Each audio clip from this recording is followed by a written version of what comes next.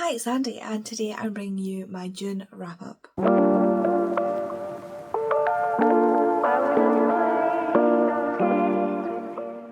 Now technically, it's still June. Technically, I'm still partway through a book that I plan to finish today, but I go on holiday tomorrow and I will not have time to film and edit this video, so to get it up to you in time, I'm filming it today and just adding that book that I'm partway through onto the end because I know I'm going to finish it. It's a reread. It's not, it's gonna get finished. It's fine. It's fine. Needs must, as it were. So I am happy with my June reading. This is that sounded more like a question than anything else. I've read 12 books in June, and looking back on the books that I've read, some of these books I feel like I read months ago, and this month has just been so long. So yeah, I'm actually quite happy with what I've read this month, and there have been some not so good books and some really great books. So it's been quite there's been no sort of middle ground. It has been really quite up and down. So yeah, I don't know. Anyway, I'm going to go through them with you and give you a rundown of how the month went. So first, I read The Tea and LGBT by Jamie Rains. This is a non-fiction book about being trans by a trans author and with the input of other trans folks. So this is not just from Jamie, this is from other trans folks that Jamie has talked to and interviewed who have input their expertise into this book, because it is expertise they live with being trans every single day, 24/7, 365.25, every single day. They live with the reality of being trans in this world, and so they have lended their experience and expertise into this book, and it was great. It was wonderful. It was such a compassionate and beautiful read. I don't know any other better way to put it. This is a kind of guide. It's called like The Tea and LGBT, Everything You Need to Know About Being Trans, and it really does go through kind of this steps of what it's like to be a trans person. So it starts off with so you think you might be trans, and then it runs all the way through kind of what it's like you're kind of in a linear step progression. It does also offer discussion on what to do if you I don't even know how to, it's not like a guide on like how to get from A to B. It's kind of like a guide on the fact that there is no clear path from A to B. And I think so many people need to hear that. Like, there's no one way to be trans. And that's what Jamie wanted to bring into this book by bringing lots of trans people together to make this book. And it has also been, things are put in by Jamie's lovely wife Shaba, and she has put in things from an ally's point of view, because obviously Shaba has been with Jamie through, I think, most of his transition. Shaba and Jamie have been friends since they were at least teenagers, I believe, before Jamie transitioned, and so Shaba has been there and seen kind of every step of Jamie's transition, the good, the bad, the ugly, the hard, the incredible side of things, and so Shaba kind of pops in the book as well and is able to kind of shine a light on how to be a good ally, how to be sort of the best ally you can be. And yeah, this felt invaluable to me to have. Again, I'm not trans, and so this is not useful for me in that sense. Like, it's not useful for me to know this on a personal level, but it's good to try and understand someone else's point of view, or what they may be going through, or what they may be looking at. If I meet someone who is trans and is in one of these steps, or doesn't know what to do, or needs needs somebody who might understand a little bit what they're going through, and just or just to be a better ally to the community in general. Also, I don't know, we are still at the stage where we don't know if we will even have kids. If we do decide at some point we want kids, whether that be through adoption or other means, what if we have a trans kid? That is something that we, as much as I want to think I will be a great parent, especially to a kid who may be part of the LGBT community, unless you do the work to understand what you don't understand, you're never going to be perfect anyway. But there's so much I don't know about being trans, and so there's absolutely no way I'm not going to put my foot in my mouth, because my pastime, other than reading, is probably putting my foot in my mouth, let's face it. You mean the best, and yet you're still going to make mistakes. And the best thing you can do to try not make mistakes is educate yourself. And so I will never stop trying to educate myself on things that are important to me. And this is important to me because right now trans people are the sort of punching bag for everybody at the moment, and I want to make sure that I can be the best ally I can be. And that's why books like this are so important. And I urge you to educate yourself using resources made by trans people. They know what they are talking about better than just about anybody else. And especially, I love that Jamie has released this book as well so much, because Jamie did his PhD based on trans issues. So he doubly has expertise in this area. Next up, I read Love Letters and Thirst Tonics. I technically didn't read this edition of Love Letters and Thirst Tonics. I read the ARC copy I got from the lovely Hayley Blackwood, who is the author. She put a call out on TikTok for ARC readers, and I applied, and I was granted an ARC of this book, and so I read the e-ARC that I got. But I did also purchase, I pre-ordered it, well, I didn't pre-order it because it wasn't available, but I planned to. I kept it like aside, saved in another wish list that nobody could see on Amazon because it wasn't available until the day of publication. But I saved it like aside. Anyway, on the day of publication, I then bought myself a copy, even though I hadn't read it yet, because I knew it was going to be good, and boy was it good. This is a indie published author, Hayley Blackwood, and this is her first debut novel, Love Letters and Thirst Tonics. This is a cosy fantasy set in a town that's kind of like, it's quite an isolated little town, and they are having a string of bad luck. And one of the inhabitants who's having a string of bad luck is this main character here, whose name I can't remember, Fiella. And the first thing you kind of open with her having a string of bad luck with is that she takes her thirst tonic, which is a thing that's been developed to stop vampires having to bite other creatures to get blood, and her hair turns blue. That was not meant to happen. And so she goes and visits Kizzy, who's her best friend and also the person that made the thirst tonic, and is like, what the fuck? And she's like, oh dear, that's not meant to happen. She's like, no, that's not meant to happen. But there are some sprites who are causing havoc in her potion shop, and putting things into potions they are not meant to be putting into potions. Kizzy is the next book, by the way. She has just put a call out for ARC readers. I've not applied yet. I meant to for Kizzy's book, and I'm really excited to learn more about this world. But someone who has just moved to this town as well is our male main character. Again, names have gone out of my head. Red. And Red has recently just moved to this town, which is called Sunhaven, by the way. And he is also a vampire, so there are only 2 vampires in this town. And he is there kind of helping the mayor out with all these things that are going wrong. So he's helping rebuild because he works with wood, and he's like, his family own like a woodworking business construction company in the place he is from. And he is sent to help Fiella when her trinket shop literally falls down around her. And they have this sort of antagonistic relationship, like they do not like each other. They get on each other's nerves. They're both thirsty. Like, he refuses to take the thirst tonic because he does not want blue hair. And he's like, I'm not taking a potion when I don't know what's going to happen. So he gets more and more grumpy. Like, he is hangry. So, like, he is really antagonistic, and she does not take shit lying down. So, like, they just get on this keel where they do not get on. And so they have this antagonistic relationship, but they're also really attracted to each other. And then in the background, there's these magical mailboxes, because magic exists in this world, but it's been greatly depleted when the gods disappeared. I'm doing no justice to this book, by the way. I'm just like picking random stuff all over the place. But there's these magical mailboxes, and normally normally they would work like a DM. So like you put your mail in the mailbox to whoever it needs to go to, and it would go off into wherever it needs to go.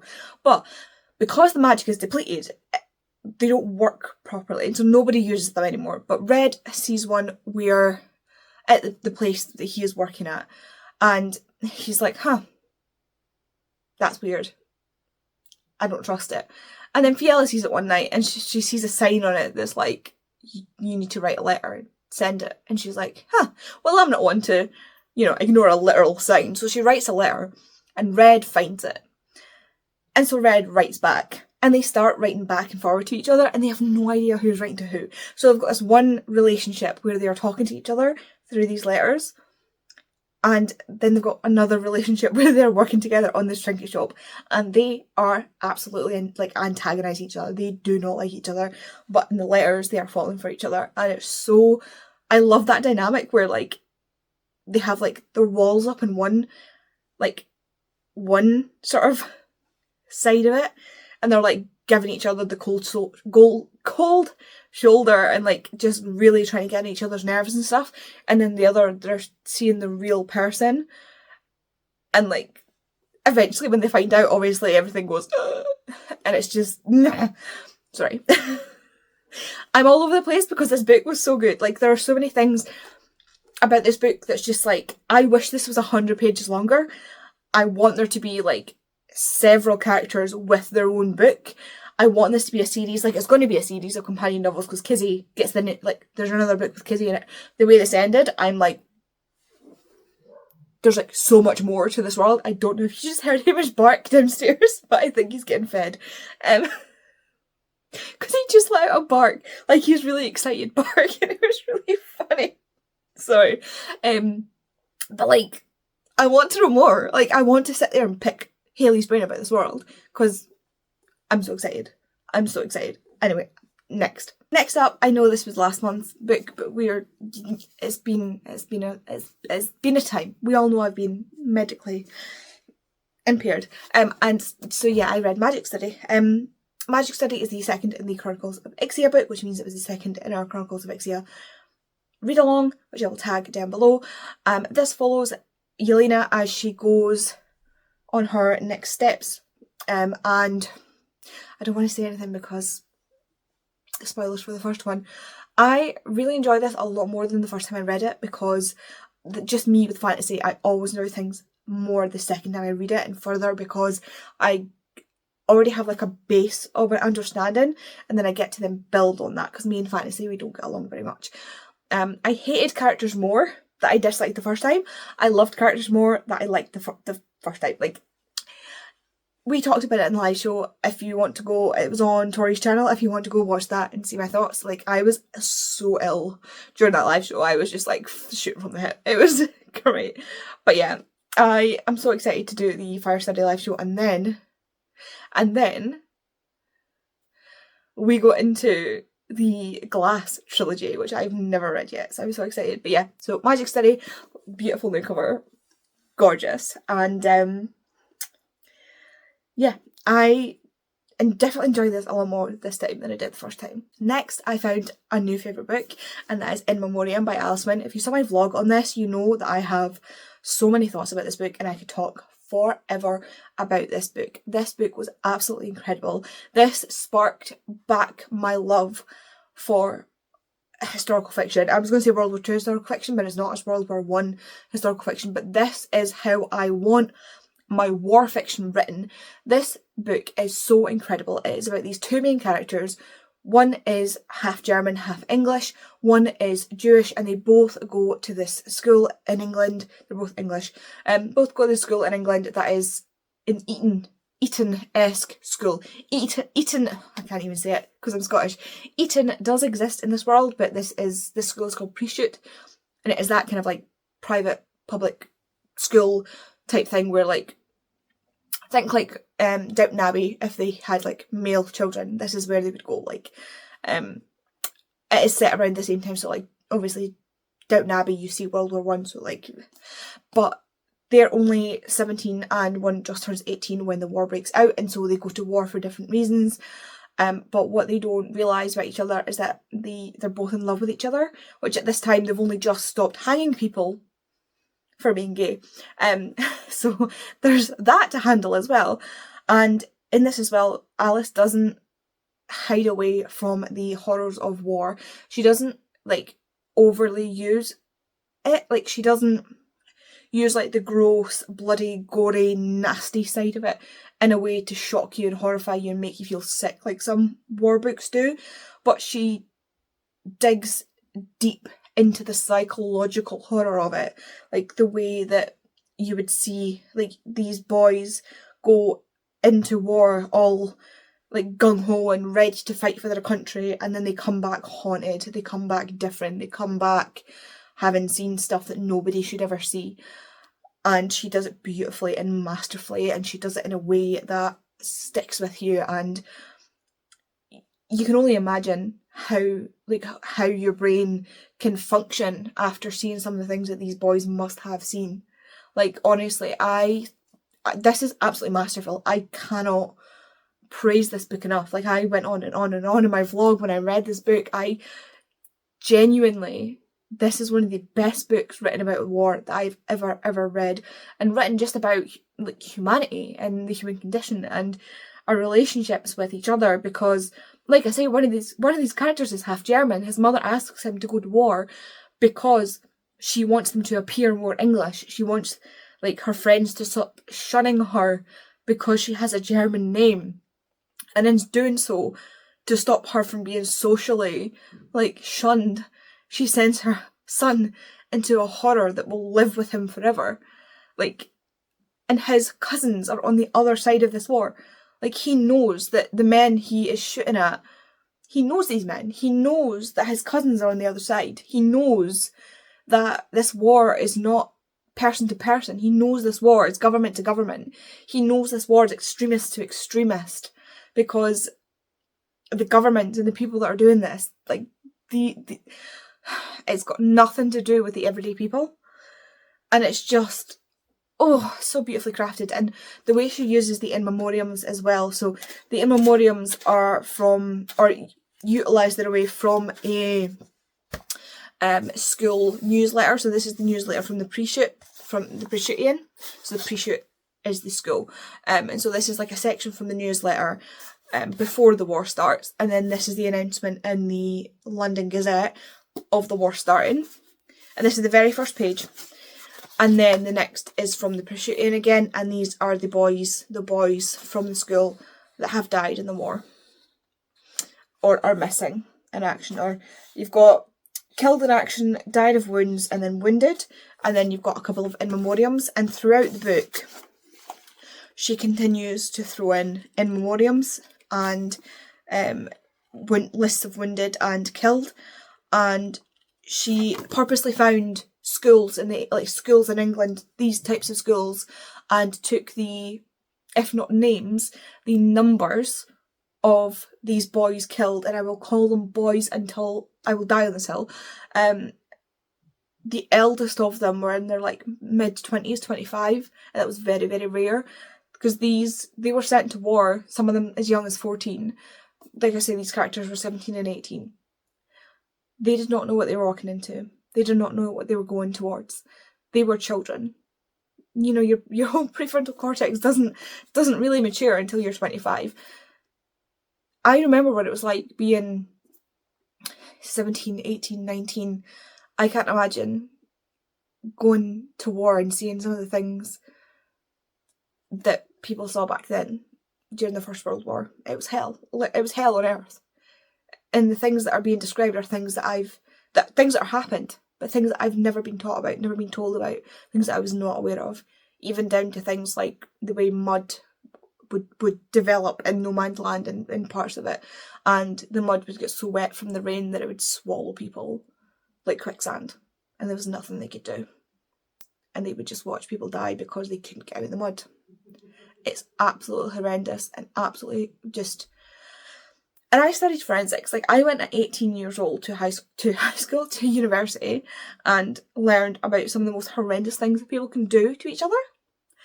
This is worse.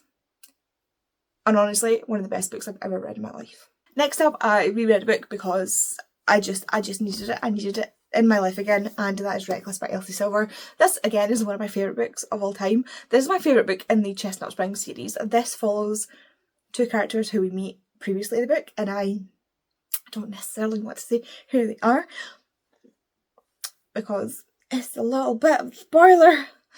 It's a little bit of a spoiler. I can't say who the male character is, but I don't want to say the female character is because that's the spoiler. But the male character is one of my favourite male characters of all time, and that's Theo Silva. Oh my god, he is, in the first book, he is referred to as the kid, and he is seen as like this like little punk kid like thing. He's in his 20s. He's not a kid. He is not a kid by any means, but he acts like a little dick. Like he really, really does. And in this is again like a few years later. So he's like in his late 20s. And even still, like, Rhett still calls him the kid, and he's like, you do realise I'm a fully grown ass adult. And Rhett's like, no you're not, you're 21. And he's like, I'm 27. And he's like, Rhett's like, no you're not. And he's like, Rhett, you met me when I was 21. And Rhett's like, oh yeah. And he's like, yeah. It's like, oh damn. Like, it's that whole thing of like, but, oh my god. Theo Silva in this one is like top tier. Like, I don't even have words for how much I love this book. If you, like, I totally get why people don't like that accidental pregnancy trope, and I totally get, I 100% am behind, understand, like, I get not, like, there's a whole discussion to be had about why the accidental pregnancy trope is toxic as fuck, especially when it's a character who is adamant they don't want to have kids and then they are persuaded in some way to have kids later on. Absolutely 100% behind, like, no, like, why that's a toxic thing. This one though, I will say this is a character, like the female main character has been trying, like she has been actively trying to get pregnant previous to this book. Like she's been going through a lot to try and get pregnant. She wants a baby. Like she wants a baby more than anything. So it's not like there's not that if you're worried about that. But this does have an accidental pregnancy trope in it. If people just really hate, like, fine, don't read it. But the way it's handled and the heartbreaking way that I can't even talk about this book. Like, I can talk about this book one of two ways. I can talk about this book in, like, hand gestures and facial expressions and just, like, groans. Or I can have, like, pure verbal diarrhea where I just run down everything that happens in this book and every single thing I love about this book with, like, 1000% spoilers. And I do not want to do that. I want people to read this book and talk to me about it afterwards. So if you've read this book, please talk to me, because oh my god, I need to talk about this book and nobody I know has read this book. Theo motherfucking Silva, man. Theo Silva. Like, I know that everybody loves Kate. I get that everybody loves Kate. But Theo... the bit where they're at the table and he's like...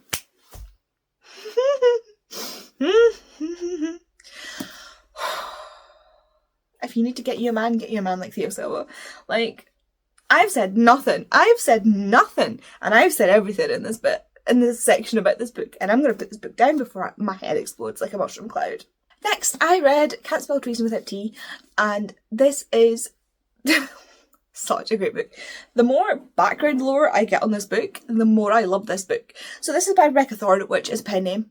They don't know that. I've been following this author on TikTok recently, and the more TikToks of hers I watch, the more I love her. And the more excited I get for A Pirate's Life for Tea. So this is about two characters. One is a Queen's Guard in this world, and so there's like multiple countries, but like in one of the countries there's this queen who's... we don't like the queen. And this character is a Queen's Guard, and the other is a mage from this other country. Like the most powerful mage in the world. Like she's like the mage of the mages. And they fall in love previous to this book happening. And constantly this mage is asking the Queen's Guard to run away with her and open a book and bookshop and cafe, book and tea shop, basically, because the guard loves tea and the mage loves books. And constantly the guard's like, I have this job, like I need to stay loyal to the queen and yada yada yada. And the mage is like, because she's a chaos gremlin. I love her so much. And so one day something happens and the Queen's Guard's like, yeah, fuck this shit, I'm out. And she's like, ask me again. And so she asks her again to run away with her, and she's like, yes. And so they run away and they find this town, and this is where it gets very like Legends and Lattes. They do up this barn that they find to create this bookshop and tea shop, and it's kind of like Legends and Lattes in that style where like they're getting it all ready for opening and stuff, making friends in the village and yada yada yada, but there's this extra threat of like, if the Queen finds them, they are dead. Maybe not the mage, because she's not under the Queen's purview, and if the Queen even tries to do anything to her, it will create this state of war. Never mind the fact that like the Queen has no magic and she could end the Queen with a thought. But if she finds the guard, she will do away with her very quickly. And so they know she is being hunted and they have to hide while also trying to open this business. So it's like, there's this level of danger as well. And on this kind of edge of this town, it borders Dragonland, and the dragons are attacking for reasons unknown to some but known to others, and there's like all these different plot things going on at the same time, but it doesn't get overwhelming, which I love, because I get so overwhelmed with fantasy, but there's so many plot threads in this that are so beautifully handled, and yet it does not get overwhelming. There are non-binary characters in this, there are LGBT characters in this, I love it. And yet, and there's even a creepy male character in this that is dealt with in such a finite and beautiful way without having to go into the whole triggering situation, which I absolutely love. Like, he doesn't, I love Rebecca Thorne. Honest to goodness, she is excellent. This got a 1-star review because it had lesbians in it. So she printed it out as a big thing, the 1-star review for the lesbians. It's on her TikTok, you should go see it, it's really, really funny, my hand is cramping. Put double the lesbians in Pirate's Life for Tea and dedicated Pirate's Life for Tea to people who 1-starred it because of the lesbians. I love Rebecca Thorne. I don't care what she writes, I will read it. I will buy it. If I don't like it, it'll go to the library so other people can read it. I will support Rebecca Thorne till the end of this earth. Anyway, love this book. You should read it. Cozy fantasy. Very soft. Like, there are like so many things that could, like, other authors would throw in so many triggers into this book, and Rebecca Thorne beautifully bumps over them without throwing any sort of triggers in here. So yeah, if you want to read this and you're worried about that, it's so beautifully done. So beautifully done. I love this so much. I'm so excited for Pirate's Life for Tea, and I've got the Map2 edition at Waterstones, and I'm so excited. Next up was one that wasn't quite as exciting as the others, and that is Fix Her Up by Tessa Bailey. I always knew this wasn't going to be the greatest because Tessa Bailey has like I always put Tessa Bailey's books into 2 camps. There's the ones that I love that are like her good books, and then there's her kind of want books that I don't take too seriously, and this is one of her want books, which is funny because one of the main characters is literally a clown. So yeah, I knew this was always going to be a bit of a book because of what other people have said about it, and not to say I didn't like it. I liked it. I just think that against some of the other books that I've read, it wasn't my favourite. And of Tessa Bailey's books that I've read, it wasn't my favourite of hers either. It was fine. It was just fine. It was mid-range, fine. You've got our female main character who is a clown, literally, and she wants her family to take her more seriously. Her family are like this big business in the town, they flip houses, and we've got the male main character who is or was going to be a baseball star, but he injured his shoulder in a way that has like wrecked his career, and he has come back to this small town and he's known as being a playboy, to the point where there's even like a contest in the town to see who can date him first. They refer to him as 2 bats because he's got, you know, the bat that he swings in baseball and another bat that everybody's been made aware of because of his exploits. And yeah, she's had a crush on him for the longest time because he is also her brother's best friend, and this is kind of about like him kind of noticing her for the first time, and this is one of those things where it's like a solid concept, but it needed more work. It didn't need to be this big. It didn't need to be this thick. And that was one of those that's what she said books.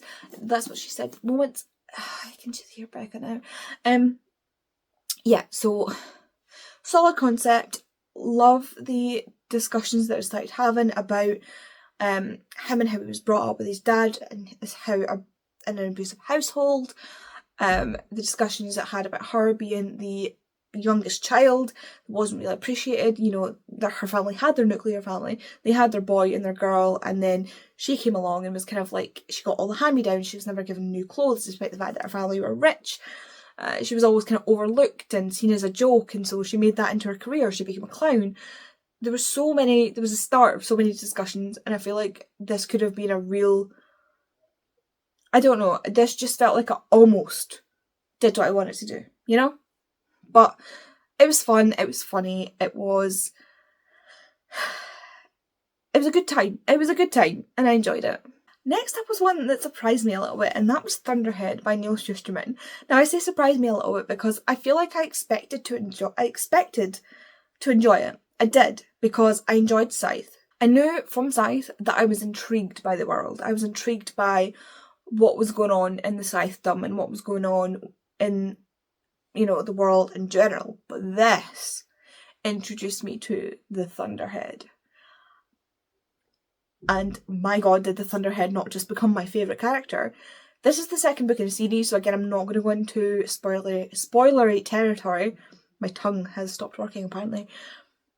But oh my god, this book had me on my toes the entire time. Not once did this book go in the direction I thought it was going to go. Not once did Neil Shusterman do what I expected him to do in this book. And that might just be, like, you might be sitting there going, Andy, this did exactly what I thought it was going to do. Like, you are such an idiot. But you know what? Everybody reads a different book. I'm not well versed in fantasy novels or sci-fi, or I don't even know where to put this. Fantasy, sci-fi, like, technically it would be sci-fi because it's like dystopian, utopian, like, because the Thunderhead is AI, everything's kind of like sci-fi. Anyway, I'm not well versed in this genre of book, and I just feel like this is such a novel concept, or it's a novel concept to me, but then the characters didn't do what I expected them to do. I do feel like for Rowan, his story kind of like looked back on itself, like he just ended up in the same situation he was in Scythe. He just did the same thing over, like he just did the same thing again. I feel like there was quite a repetitive, when I think about it, like there was quite a repetitive nature to some of the story, but the background, like stuff that was happening in the background to set up the like things that were happening were so engrossing that I didn't really care. Like if I was to really think about it, yeah, a lot of it was very repetitive, very much like what happened in Scythe happened again, but on a bigger stage. But I don't really mind because the entire time my brain was just like, like I enjoyed myself so much reading this, and I cannot wait to read The Toll. I've put The Toll in my TBR for July because I need to know what happens. Like at the end of that book, I was like, oh no, we need to know what happens. Like this went from utopia to dystopia like that, and it's giving me like general election vibes. Like this is how I'm gonna. This book gives me like Tories in charge for another 5 years kind of vibes. Like, or to be fair, most of the parties there. This is given like if Trump wins the American election and the Tories win this election, like I need to know what's gonna happen. So yeah, like I am Shugith.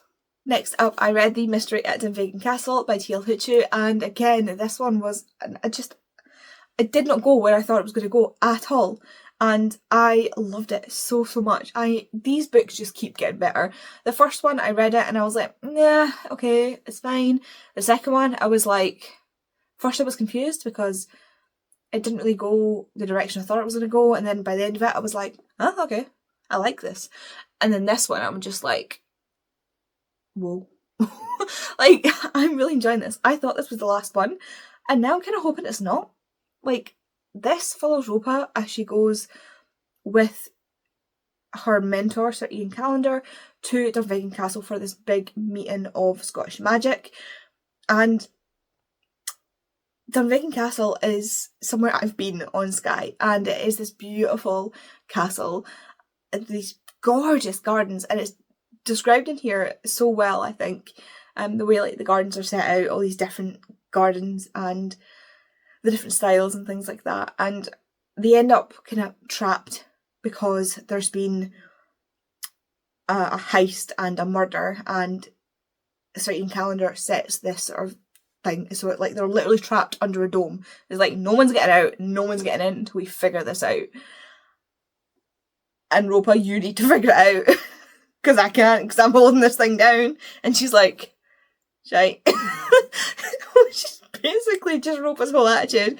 I love Ropa so much as a character. She has come on in her character development leaps and bounds and stayed true to who she is. Like, the way that she is written, the way that the characters in this book are written, and this series are written is so well. We've got so many recurring characters in here, and honestly, I would love to meet T.L. Hoochoo because I cannot tell you how much I appreciate this series. It is the best Scottish-based series I think I've ever read.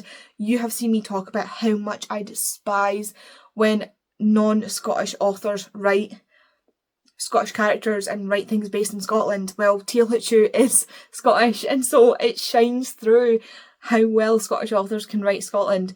The main character Ropa is Zimbabwean and Scottish, and T.L. Hoochoo, I want to say T.L. Hoochoo is also Zimbabwean and Scottish, and he has just, you can tell he has lived here and just been immersed in the culture for so long, because he can write Scottish dialect in a way, in multiple different Scottish dialects, without having to write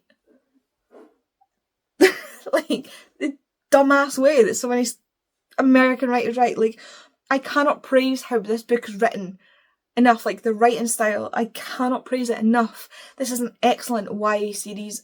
It just, honestly, it is so incredible. I love it so much. And I'm really, really hoping that this isn't the last one. By the way this ended, I don't think it is. I think we are going to see Ropa again, and I, for one, cannot wait. If you read the first one and you're a bit unsure, I would say continue on, because the character development and the development of the background of Scottish magic in Edinburgh, and here we're branching out to different parts of Scotland, is incredible, and T.L. Hoochoo is an absolute master in his craft, and just an absolute master. Next up, I read not Off to the Races, but Out of the Gate. I will put a photo over. I would just hold this up for a placeholder.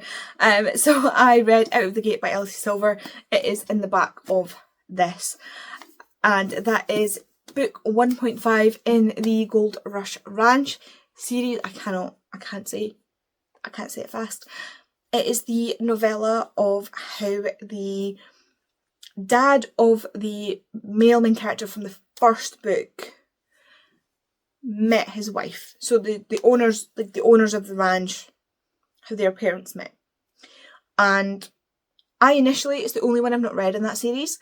And initially I wasn't interested. I didn't want to read it. It wasn't on KU when I first read the books on KU.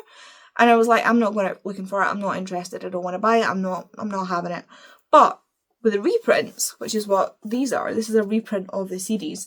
I've ordered this, I've pre-ordered the second one, and the others come out later in the year to match.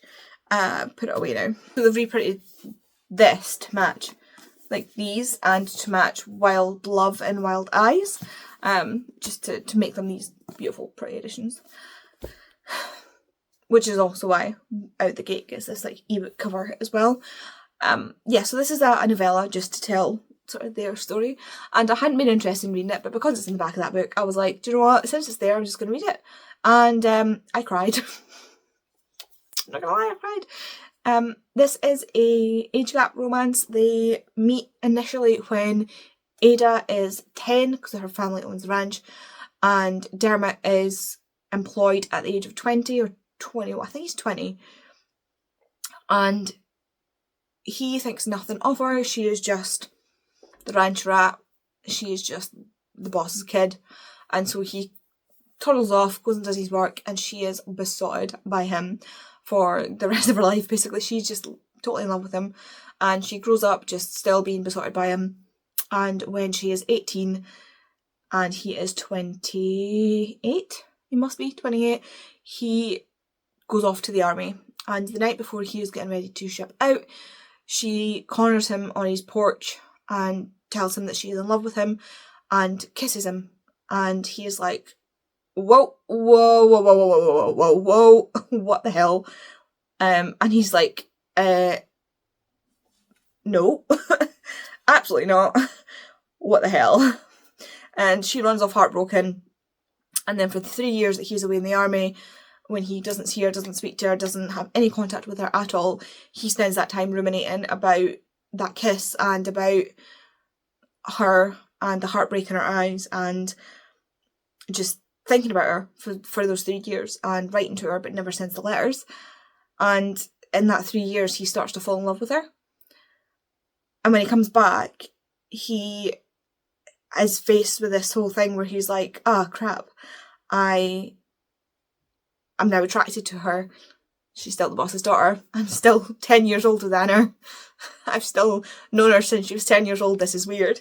But I'm really attracted, like, I'm falling in love with her. And, like, he meets her again at 20, when she's 21, he's 31.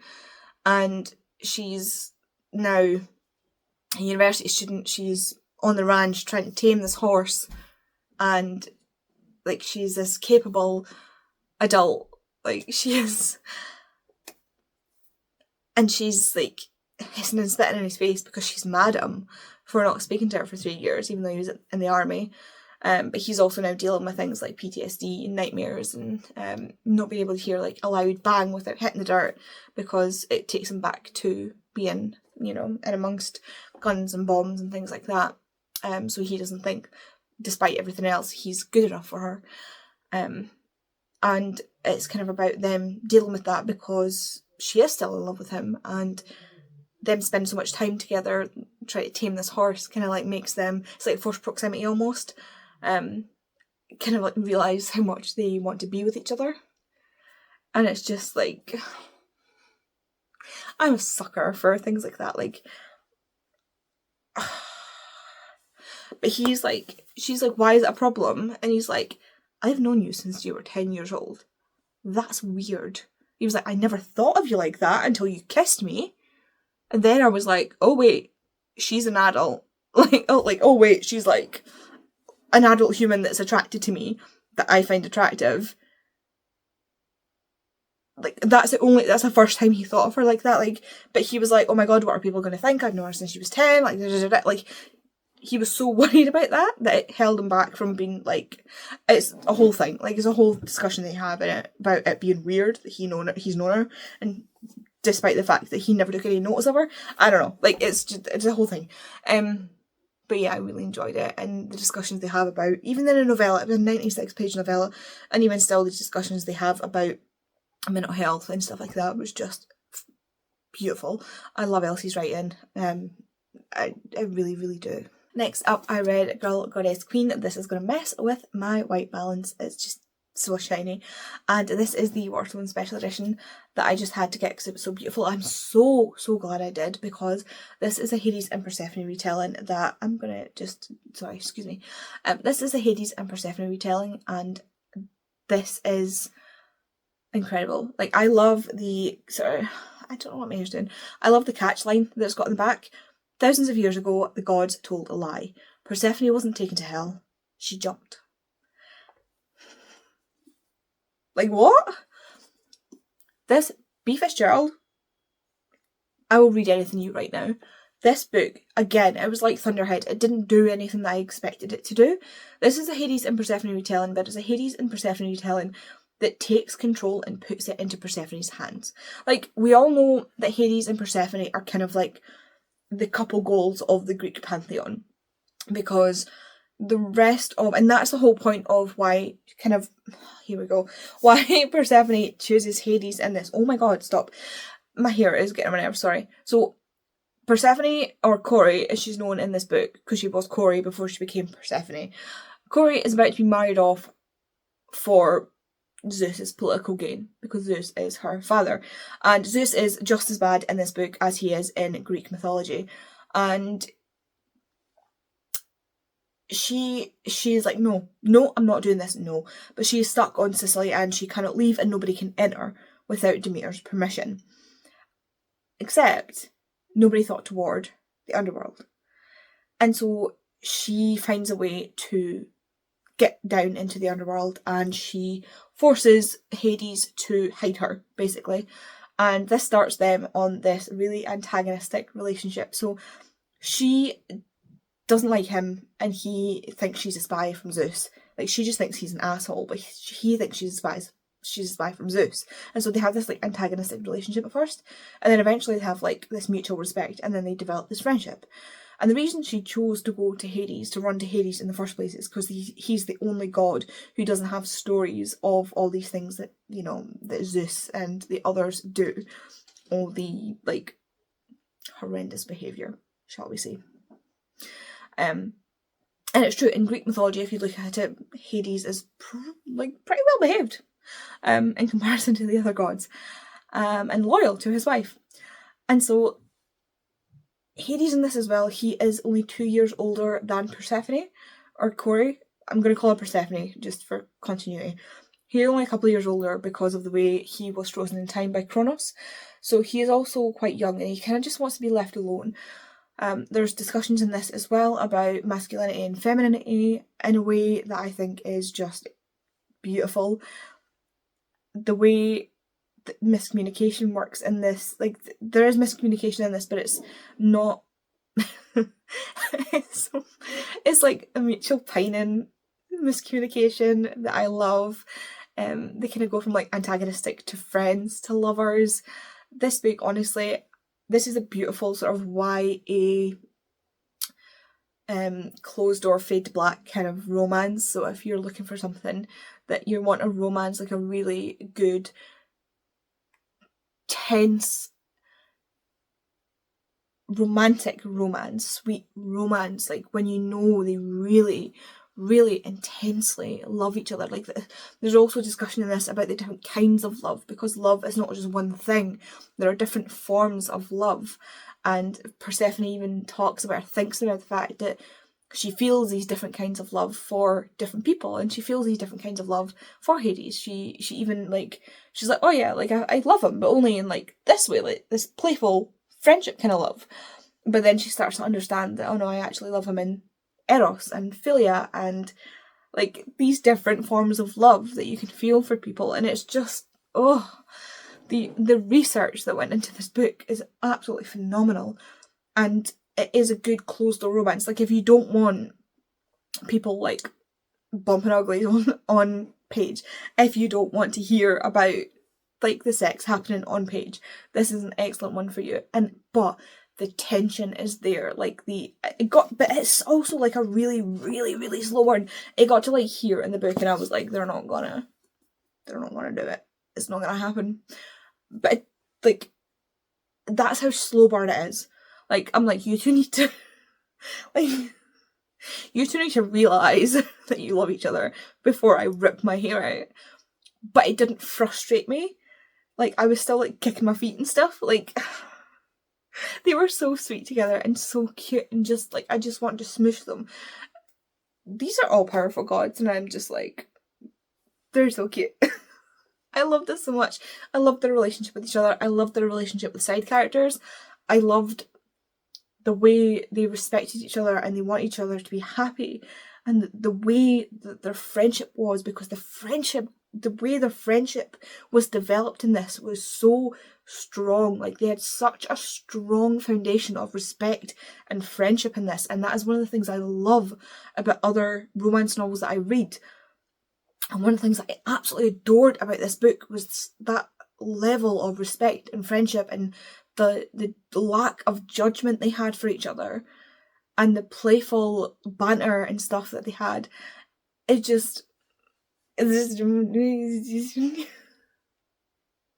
Honestly, I love this book so much, and I really wish more people would read it. I don't know if it is popular or not, or it was just that I follow B. Fitzgerald on TikTok, and so I see this book more, but I don't know if this had like a whole thing and then, but this was available like years after this book came out. Well, a year. It was 2023 it was published. I'm just looking at my computer there. But I only got this a couple of months ago, the special edition, despite it being released like a year ago.